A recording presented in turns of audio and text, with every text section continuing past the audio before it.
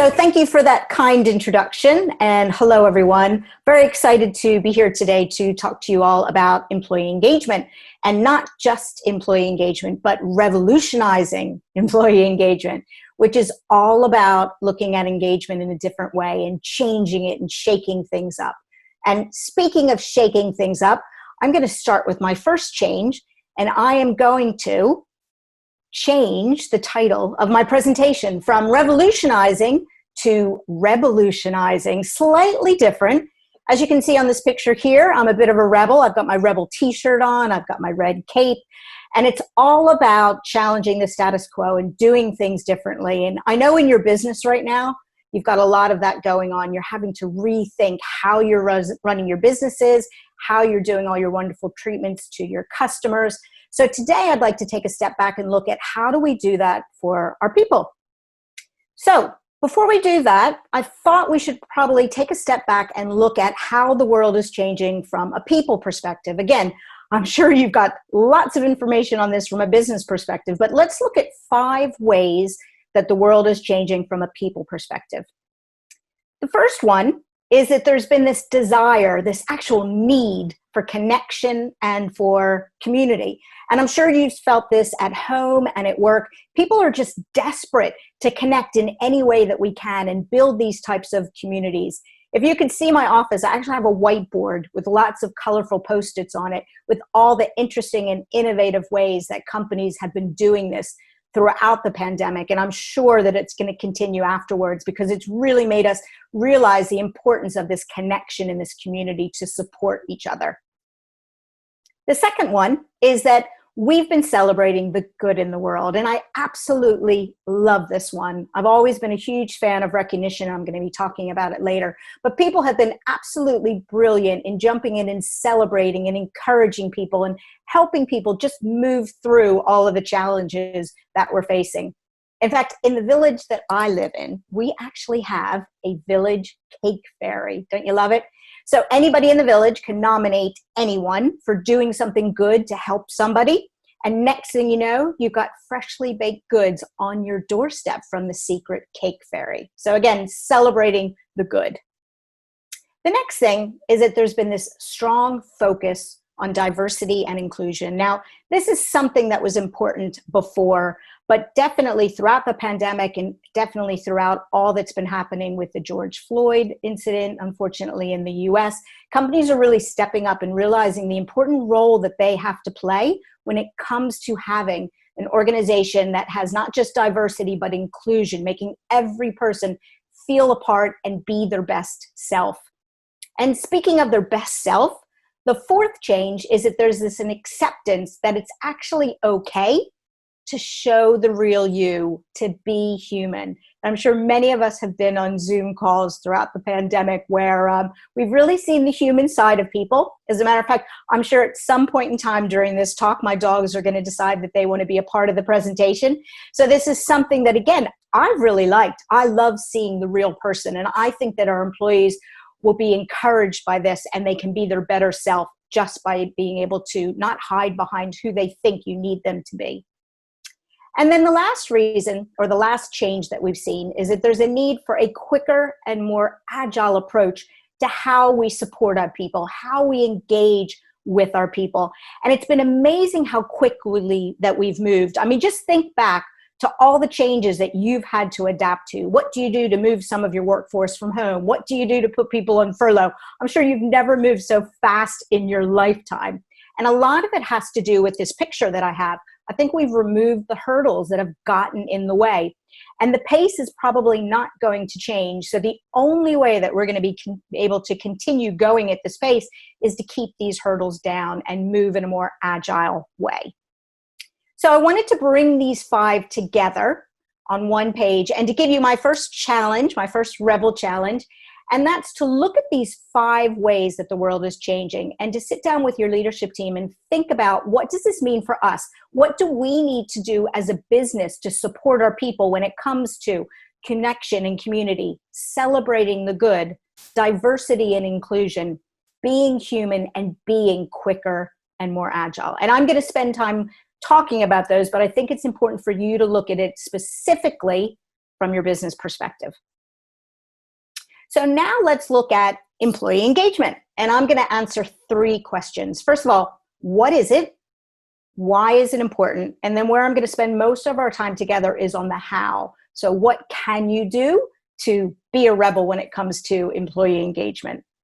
Now, the reason I wanted to start with the what is because I think that a lot of us define employee engagement the wrong way. If you Google employee engagement, these 6 words that are on this slide are the most common words. Things like committed, dedicated, passionate, satisfied, energetic, happy. Now, don't get me wrong. These are things I want all of my employees to be.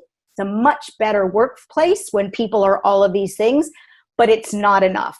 And it's not enough because as a business leader, this is not going to get you what you need from an engaged workforce. And let me define it in a different way, and you can tell me what you think about this.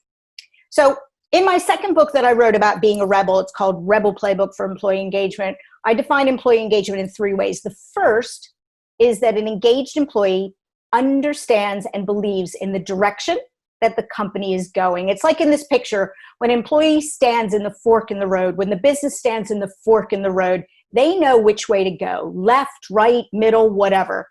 And with everything going on right now, we need engaged employees who can do this. Not just be happy, but know how to make decisions when these decisions are thrown at them left, right, and center. The next thing is that engaged employee understands how their role impacts and contributes. They know what piece of the puzzle they are. So they know where the business is going, but they know how they individually can make a difference. And again, you need your employees, especially in your business, when your employees are out with customers all the time, not having somebody to ask questions to. They need to understand how they can make a difference to drive your company's mission and purpose. And then the third way that I define an engaged employee is that they genuinely want their company to succeed. Now, we all want our companies to succeed, right? Everybody wants to get their paycheck. Everybody wants their business to be successful. But an engaged employee takes it to the next level. This is where innovation happens. This is where magic happens, by having an engaged employee who understands what it takes to help your company succeed and then helps you do that. Reason I have this picture here is that there's this lovely story that I think really brings this to light. It's about a pastry chef at a restaurant in Italy, and they were carrying a lemon tart to a customer and they dropped it on the floor. And instead of seeing it as an absolute mess, they saw it as an opportunity, which is what innovation is. And they decided to take this mess, well, they cleaned it up first, and then they decided to go back into the kitchen and turn it into a new dish. And it was called a deconstructed lemon tart. And it is now the best-selling dish on their menu. And that's what happens with innovation and with engaged employees helping you with that. Now, interestingly, I told you in my book, I defined employee engagement 3 ways. Throughout the pandemic, I've actually added a new part to the definition. And that is that an engaged employee believes that their company cares for and supports them. I love this picture of a little puppy wrapped up in a blanket. And that's really what I feel and I see that an engaged employee gets from their organization. And the reason I added this is actually something happened to me recently. And one of my neighbors came to me. They were very upset because they've always been an engaged employee. They've always loved their work, their job. They've always put everything into their career and their company. But during the pandemic, recently, they were asked to come back to work 3 times a week. They were asked to come back into London and to travel on the train and travel on the underground. And they had, during the pandemic, unfortunately, they had a severe illness. And they told their boss, you know, I really don't need to be in the office. I've shown you that I can do my job from home. I know not everybody can, but he can do his job from home. Why do you need me to come into the office? This puts me at risk. It puts other people at risk. Can I not just work from home? And his boss said no. That does not show him that his company cares and supports him. That shows him that a company only cares about doing things in one way. And he went from being engaged to a split second being disengaged. And that's why I think that this new part of the definition is so important. So my next challenge to you is to think about those 4 things that I just explained about understanding where the company's going, knowing where you fit in, being able to contribute and be innovative, and getting care and support. And think about, what are you doing to drive that at your company? What are you doing to support your employees in those 4 areas? Because that's going to help your employees be engaged. So I've talked about the what. I wanted to speak a minute about the why. So why is it important? And I'm sure you all understand engagement because you've seen engagement, but I wanted to share this with you for 2 reasons. First of all, in case for some reason you have not seen the impact of engagement, but also I know for myself, I'm challenged quite often as to why I want to do different engagement programs. So I thought I'd give you some more information to help you if you ever get this challenge. So let me share engagement with you in numbers first. So companies have looked at organizations that have high engagement and low engagement, and they've looked at the difference. And these are just 6 of the many different statistics out there. Things like productivity, 18% higher productivity, 2 times higher profit with an engaged workforce. I've even seen 3 times. 2 times higher customer loyalty, really, really important in your business. 67% lower turnover, 37% lower absences, and 41% less safety instances. These are things as a business leader that you would love to get, and things that it's been shown that employee engagement can do. Which is why these numbers on this slide really concern me. It's actually why I wrote my 2nd book. Because in Gallup, who's been studying engagement longer than anyone else, they found that only 13% of employees in Ireland are engaged. Now, don't feel too bad. That's actually the global number, and there are other countries that are lower. But 13%, that means that 87% of employees in Ireland are walking around disengaged. Now, hopefully you're not having that problem at your organization. But the problem with disengagement is has a huge, huge impact. Now, I could show you this in numbers, but I think there's an expression, something like a picture's worth 1,000 words. So let me show you what disengagement looks like in pictures. I've got 3 pictures. So this is what a disengaged employee looks like.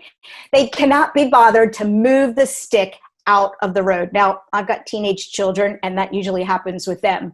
You do not want employees out there who are not moving the stick or whatever it is in your business out of the road. You want people who are going to own it. You're going to want them to do what it takes to move the stick, to do whatever it takes on the side of the road or the middle of the road to make your business successful. Next one. This is a disengaged employee. Hopefully they know how to spell the word school, but they made a mistake. And let's be real, we all make mistakes, right? But the difference is that an engaged employee does something about it. A disengaged employee leaves it. Now, that probably is not dangerous, but you can imagine other mistakes in your business are dangerous. And you want each and every employee to understand the impact of mistakes and errors and learning moments, whatever you want to call it, and do something about it. Now, for my last picture, I tried to find a picture related to the spa industry, but I couldn't find anything. So I did the next best thing. I found a picture that I thought relates to the world that we've been in during lockdown. So this is a disengaged employee on a Zoom call, and they care so little about their job and the company and what they're doing that they probably have the camera turned off and they have their dog sitting there doing their job. Now, I'm not sure if that's good or bad, but anyway, you don't want a bunch of people who've switched off when it comes to their job. So hopefully in these last few minutes, I've shown you the importance of engagement. And again, I'm sure you've seen it yourself. By all means, take these pictures, share them with your team if anybody ever questions or challenges you on this important topic. So now let's spend time on the how. I've talked about how important it is to be a rebel. What I'd like to do is share with you some tips to help you revolutionize, whatever you want to call it, employee engagement at your organization. So I've got 10 tips for you. The first 3 are strategic, and the next are more operational. And the first one is about reassessing your objectives, your why. We've all been going through huge, huge change. So I would be very surprised if your why has not changed. In the past, one of the most important things from a people perspective might have been recruiting people. Well, that might not be a challenge now.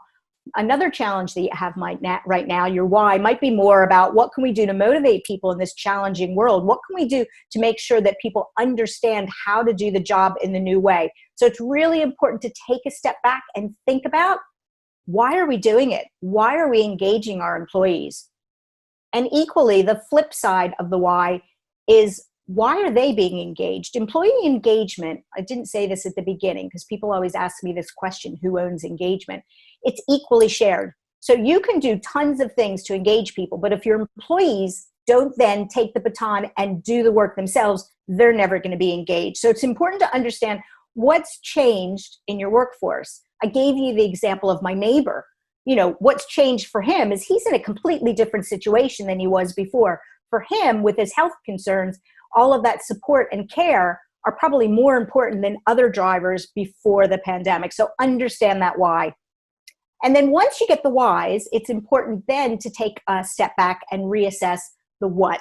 So what are you doing? So if the whys change, does that mean the what? Does that mean that our engagement programs need to change? Some may not, but it's important to at least assess them. And I wanted to give you an example to bring this life. This happened, a couple years ago when I was leading HR at my previous organization. And when I joined the company, the first thing I did was I reassessed the why and the what. And I came up with new reward strategy, new reward principles. And I'm happy to share them with you. There were 5 of them. They were fairness, balance, choice, easy, and why. And then what I did is to look at the what, to reassess the what, I did a global benefits review. And as part of that global benefits review, one of the favorite benefits of my employees, which is this picture on this slide, was something called a staff lottery. Once a month, we would pick these little balls, and they have employee number, and 10 employees could win money. Who doesn't love a staff lottery? But if you look at that next to the why, it doesn't make sense. You know, all we're doing is rewarding luck. It's not fair, it's not balanced, it's not choice. So what I did is I took that money and I put it into a recognition program that aligned with the why. And the great thing about doing something like this is that when you go out to explain it to your employees, because no one ever likes change, right? They can understand it. So even though my employees were disappointed that we got rid of the staff lottery, it was fun, they completely understood it. The only pushback I got was, I did have a couple of people come up to me afterwards and say, do you think that you could maybe get rid of it in a month? Because I'm feeling really lucky and I really think that I'm going to win the staff lottery. But anyway, they got why I got rid of it. So that hopefully makes sense. It's that whole reassessment process. If anybody wants to learn more about it, I actually wrote an ebook recently on it. So I'm more than happy to share information. So let's now talk about, okay, well, what can we change? And I wanted to introduce you to a model that was included in the second book that I wrote. And it's called the engagement bridge model. And it's basically, it's not rocket science. If I asked you, what are the 10 things that you have in your toolkit to engage your employees, these would probably be the 10 things that you had, the 10 areas that you're engaging your workforce. Everyone's different. So each person's bridge is going to be slightly different. You know, for one person, recognition might be most important. For another person, my 18-year-old son, right now, money's the most important thing. Another thing, it might be who you work for. So lots of different ways that you can engage people. Now, I don't have time to go through all of it today, but on my very last slide, I've got a link to a website for the book where you can get lots more information on it. So for today, I'm just going to pick a couple different areas and a couple Rebel tips to help you engage your workforce.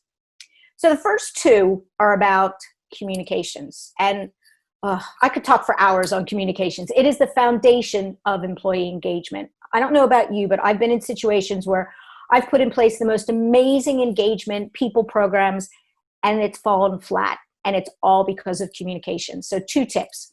First one, communicate in a more open, honest, and transparent way. Now, it might seem obvious, but be honest with yourself and think about, have you ever held back the truth from your employees?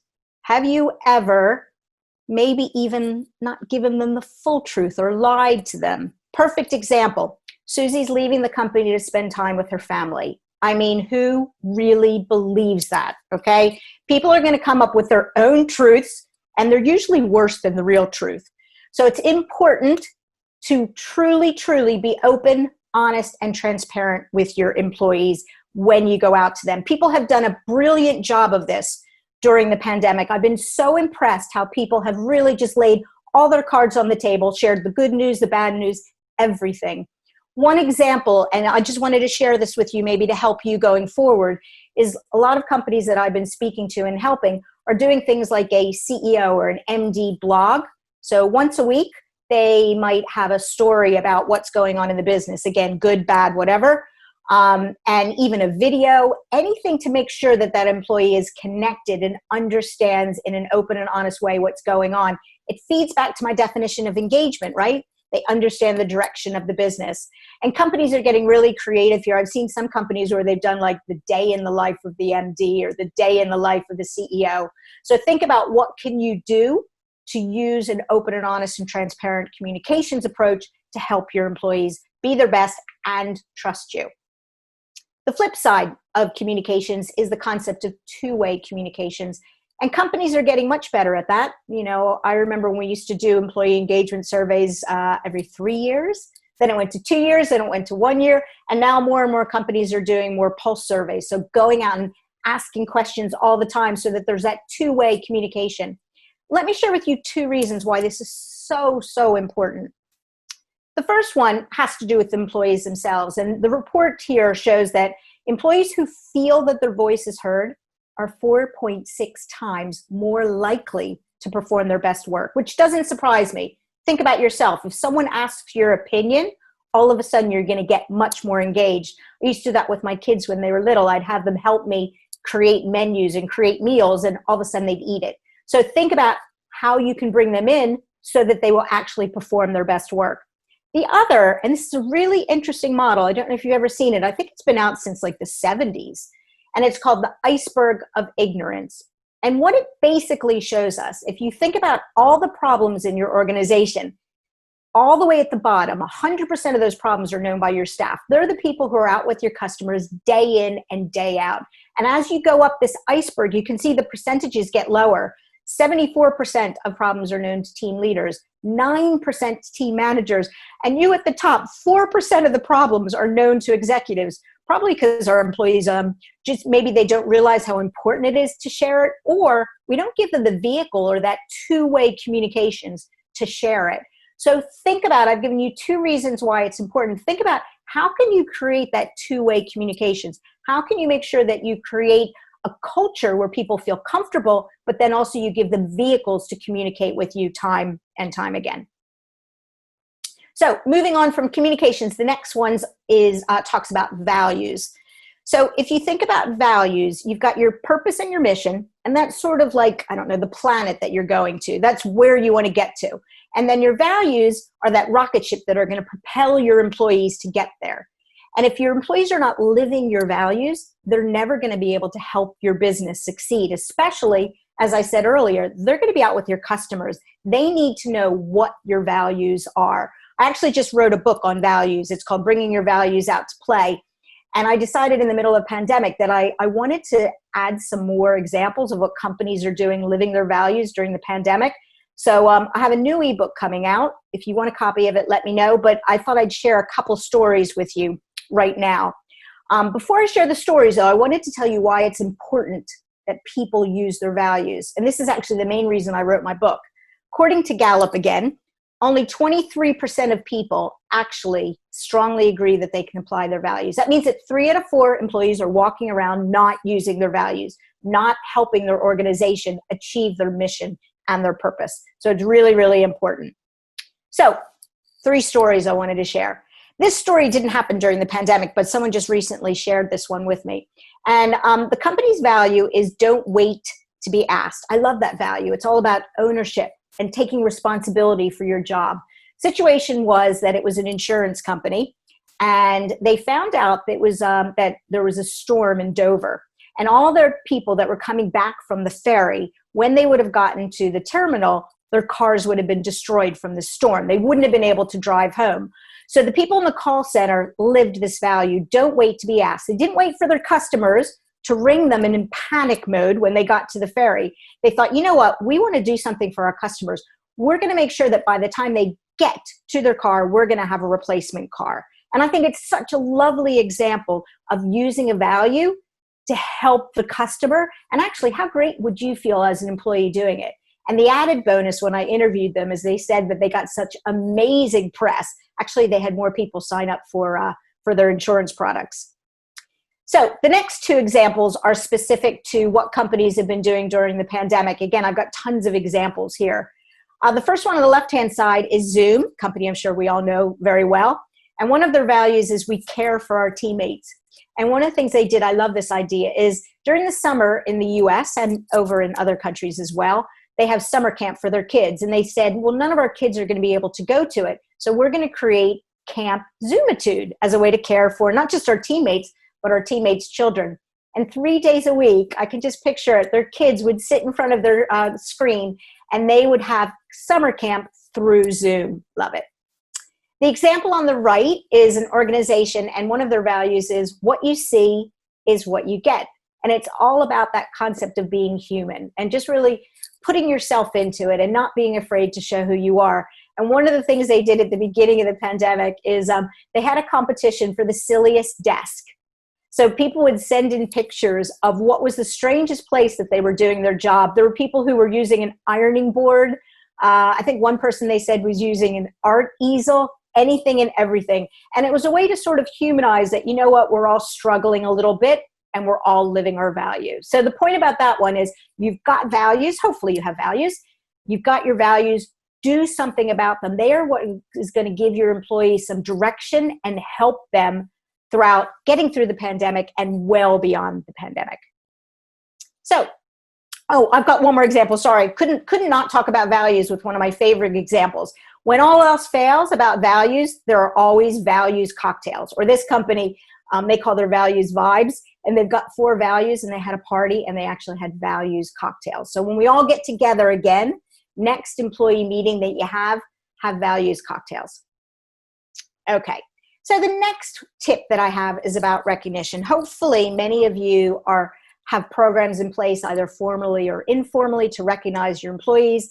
I said earlier how that's so important in this new world and beyond, but it's really important if you're going to recognize people that you do it in a genuine, meaningful, and ongoing way. My next book is actually going to be about recognition because I think that many organizations spend too much time recognizing in the wrong way. People need it to be genuine. They need it to be meaningful, and they don't want to wait once a year or long service awards every 3 years, 5 years. It needs to be ongoing so that they know they're going in the right direction. The reason that I want to write my next book is another statistic that saddens me. Only 78% of people, or 78% of people do not feel recognized. That means that only 2 out of 10 people feel recognized. And the reason that it's important is because of this statistic, which is that 82% of people said that praise and recognition are leading factors to improving their job performance. I like to think of recognition as turning people into superheroes. They're not going to leap tall buildings or anything like that, but think about the last time that you were recognized or you recognized someone else. You felt amazing, didn't you? You thought you could take over the world. And that's what this statistic shows. So the fact that so many people do not feel recognized, we need to do something about it. So wanted to share just a couple of examples of what companies have been doing in recognition. Again, I've got tons of examples that I can share with you if you want them. The top left is something, it's a chocolate company in the Netherlands. It's called Tony's Chocolonely. And they put in place something called a Wheel of Wonders. So when people get recognized, sometimes randomly they would be picked to spin the Wheel of Wonders. But during the pandemic, during lockdown, they changed it to be the Quarantony, get it, Tony's Chocolonely, Quarantony Wheel. And you can't see because probably the picture is too small, but they put quarantine-related gifts on it. So you could win a roll of toilet paper, you could win a 6-pack of beer, or like a voucher to get your haircut. So I think it's really fun, and it definitely is meaningful, and it's definitely ongoing. The one on the right-hand side, I'm a big fan of recognition e-cards because you can just give them out very quickly. I could be sending an e-card to you as we speak on my phone while I'm doing this presentation. And this is an example of a company who changed some of their e-cards. They added a few new ones related to what we've been going through with the pandemic. And I love them. They're really clever. Things like sending you virtual hugs, hey homie, high five from home, or you make working home sweeter. Can you imagine getting one of those from your colleagues? How great would you feel is someone sends that to you. It really would make your day. And going back to that bit about performing your job better, it made me definitely more engaged and energized. The last one, I interviewed this company a few years ago, but I can't talk about recognition without talking about it. It's my all-time favorite recognition story. This is a company, a marketing company I interviewed in the US, and they do ongoing day-to-day recognition, but then once a year they have this big party. They just like parties. And one of the awards that they give is called the Golden Toilet Award. And this is an actual picture. They sent me a picture of it. It's basically, they said it doesn't really cost anything. It's a toilet that they paint gold. And I apologize for my language, but it's for the person who puts up with the most shit gracefully. So yeah, and everybody wants this award. So again, lots of ways that you can really be a rebel, shake up recognition, and make your employees feel like they're appreciated.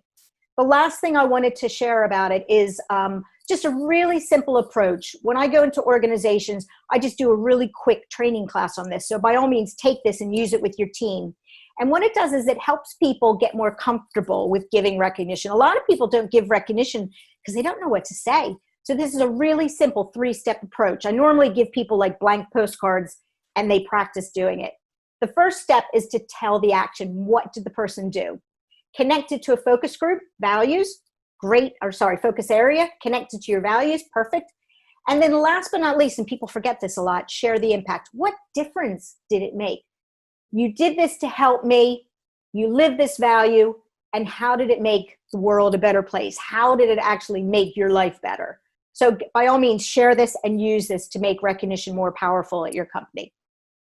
Okay, next one. Cannot talk about employee engagement, especially in this new world, without talking about well-being. And I'm sure you all know that in your business, how well-being, thank goodness, is really becoming so more important from a people perspective. Companies are realizing how things that they were slowly doing in the past, we need to do more quickly. We need to support the overall well-being, whether that's mental well-being, physical well-being, financial or social.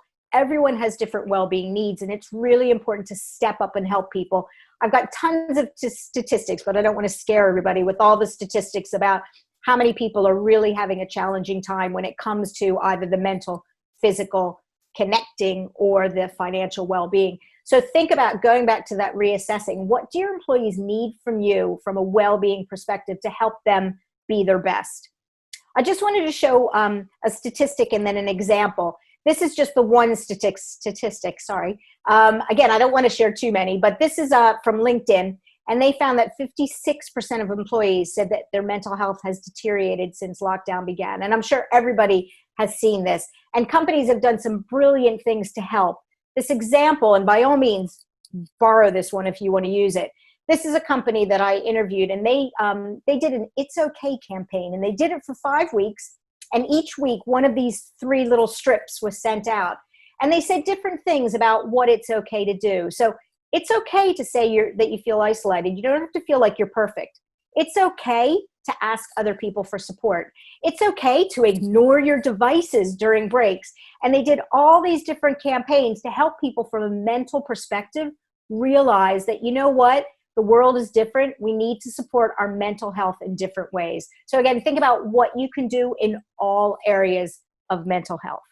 I'm sorry, well-being overall. Okay, the next one, back to you guys as managers. We need to make sure that we've got managers who own and are accountable for employee engagement. Now, I'm sure that you do that, but what's really important is to make sure that all of your management team do that. And the reason it's so important, this is a picture of my co-author for my second book. When we were writing this book, we came up with this phrase, which is bad bosses ruin lives. And the reason that we came up with this is because of statistics like this. 70% of employee engagement, the variance is because of managers. 58% of employees trust a stranger more than a boss. Even worse than that, 64% of people said they trust a robot more than their boss. And 75% of people said they left because of their boss. Basically, anytime I do a management workshop, these are the 4 statistics that I share. And by all means, share them with your management team for them to realize that they own employee engagement. They have to be the person who's going to go hand in hand with their employees to drive it. And I think just that ownership itself is going to change those statistics, because a lot of people think that people like me in HR or people like you as the business leader own it. They have an important part to play. And once they understand it, they need to know what to do. This is something that we put in our book, and it's 10 things that great leaders do. And all we did was go out to our employees and we said, what does good look like for a leader? And we asked them that question. We had some surprises. And then what we did is we developed all of our programs around this. What can we do to make our leaders great at these 10 things? So start by finding out what a great leader looks like at your company. So last but not least, I had to bring it back to this picture. Sorry, it is a silly picture. Is to be brave and ditch or evolve your engagement strategies and programs. I've talked about doing things in different ways. Have a bias for action. I would love for every one of you to at least change one thing based off of what I said. It doesn't have to be exactly what I said, but something that's going to work for your organization, because it's really important to do this to change those numbers at your company. So I invite you to join the Rebelution. So these are my contact details. If anybody has any questions, I also mentioned websites. Rebelplaybook.com has lots of information to help you. I wish you all the best, and I am going to turn it back if there are any questions at this point in time. Thank you very much.